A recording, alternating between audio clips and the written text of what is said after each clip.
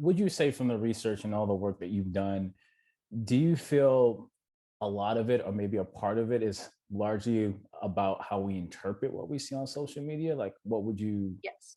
You know what? You've asked the golden question, Corey, because when I first went into my research, I actually thought that I would find a more explicit correlation between time on social media and rising levels of anxiety and depression. As in, I Mhm, thought it would clearly say the more time you spend, the more anxious you're going to be. But what I mhm, actually found was that there was no consistency in the research. And some people out there said, what we found in our study was that, yes, it did cause an issue. But then these people said, actually, we can't really talk about this with authority because there's no statistical relevance here. And then there's a whole section of my thesis that wasn't making the news. And that was, hey, social media actually helped the mental health of our participants. mm, And so when you put it all together, and this was even before I did my own studies, mhm, um, what was clear was that when there was a mediating variable, or essentially something in the middle, where in that time I compare myself more, or I feel mhm, envy more, mhm, or XYZ,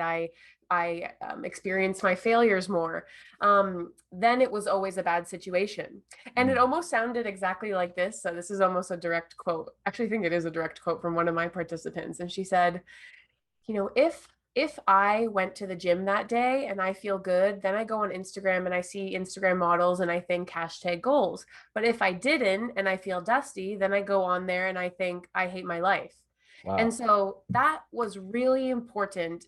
I mean, I know I'm talking about my own research, but it's Right. actually a really important piece for us as people, because not only do two different people interpret what they see differently, that's not a Right. surprise, but the same person, you or I, could view the same post in 2 different hours, and it could mean totally different things for us based on how we're feeling about ourselves at the time. Wow, I think what you said there is obviously, like, yes, you hit it right on the nail there. And I was just thinking about my own social media behavior, and there was a period in my life, not too far ago actually, where I didn't scroll for a very long period of time. I Mhm. only looked at my own account, posted, checked my messages, and got off. And I did Mhm. that to kind of protect my mind because I was in a certain space where anything could kind of trigger me. And so I just Mhm. want to limit that kind of response. But I definitely hear you when you're saying that. So here's another big golden question for you, right? Or $1 million question, I should say.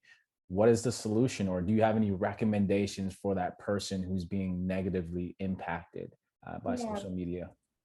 You know what? It's funny because you've asked a couple of questions that where the solution, even though they might seem worlds apart, how do you deal with failure and also how do you deal with social media? But I Mhm, think that the answer is actually the same thing mhm, because I have a what's now my 5 steps towards safe social, which anybody listening or watching can see at safesocialmedia.co, which is my organization where we teach about this stuff.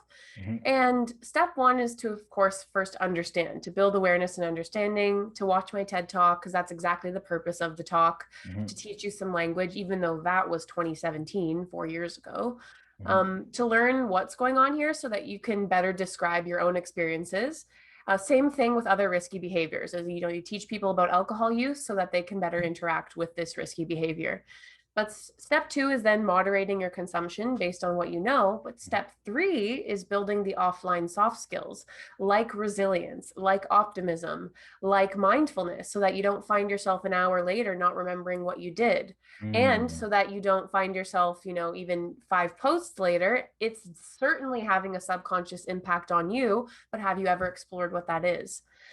So I would say uh, start there first by understanding. But Mhm. then I think if we go a little bit further into the soft skills, I would love to talk more about optimism as a key. And I think whether it's failure or social media, I think I've found, because of the skills camp part of my life and the soft skills training part of my life, that people are kind of colloquially misdefining optimism, and they're not, if they Mm. really understood it, I think they could actually make this skill work for them in retraining their mind.